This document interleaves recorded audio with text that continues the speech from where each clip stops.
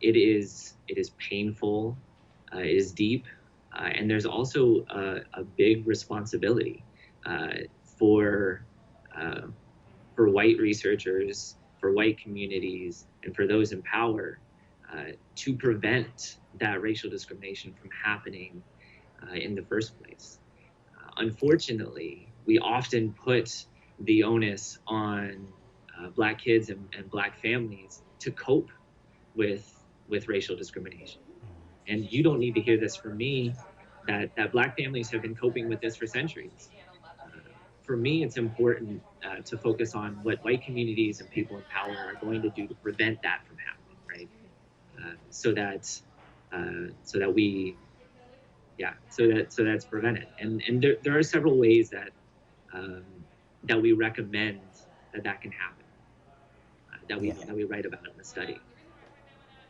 In what ways can those conversations start to happen? So first, we what we need to do is we need to acknowledge that things like depression uh, and the other health inequities that we've talked about are not the fault of Black youth. Uh, our study shows that it's part of uh, the environment, and the fault is on racism and the racism that they encounter on a day-to-day basis.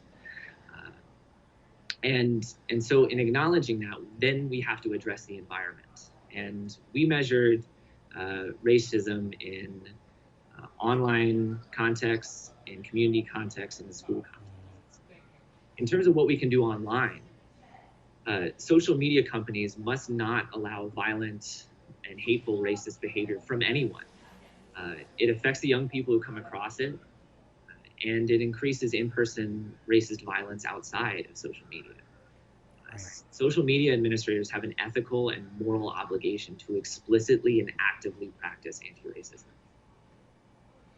In terms of in communities, we need to address racist policies. Research shows that racist policies increase racist behavior. For example, it has been proven that policies for stop and frisk policing, for example, lead to racial discrimination targeting Black communities. We must repeal these policies, and in doing so, we're going to prevent the racial discrimination that we measured in this study.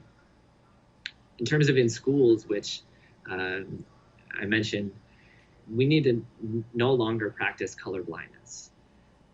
Evidence suggests that administrators in schools, like high schools and middle schools in the area, the majority of whom are white and have not experienced racial discrimination themselves, often do not respond to racial teasing because they practice that color blindness. Then color blindness is saying, I don't see color and neither should you. And so often teachers do not feel equipped to have conversations about race because they are not being supported by their school systems through training and guidance. And what's really, really important about that colorblind approach is that it renders the experiences of Black students and other students of color as invisible. It says what you're experiencing isn't real. And that approach actually worsens the depression, symptoms of depression that we measured in this study. And one thing I'll just say quickly about DC in particular, and I think this is really important in the context of Southeast and Northeast, where we did this research.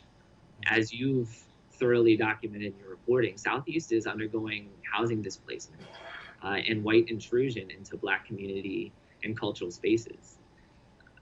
We have studies that show that the more white people in those safe spaces, the more racial discrimination that Black residents and students experience.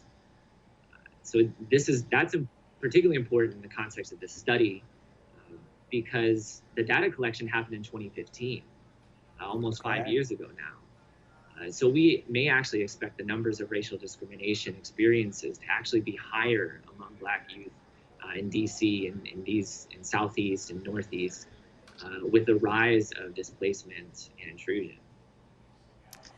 And I know a lot of people hearing that can sound very disheartening.